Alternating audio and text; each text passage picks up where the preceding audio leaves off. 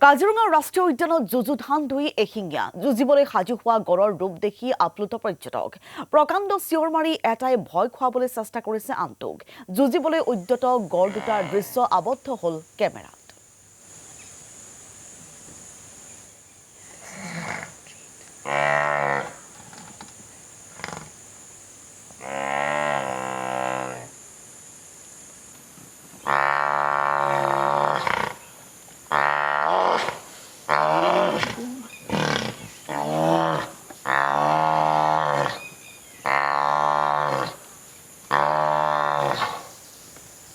আৰু ইয়াৰ কাজিৰঙা ৰাষ্ট্ৰীয় উদ্যানৰ এক নান্দনিক দৃশ্য আমি আপোনালোকক দেখুৱাইছোঁ যুযুধান ৰূপত দুই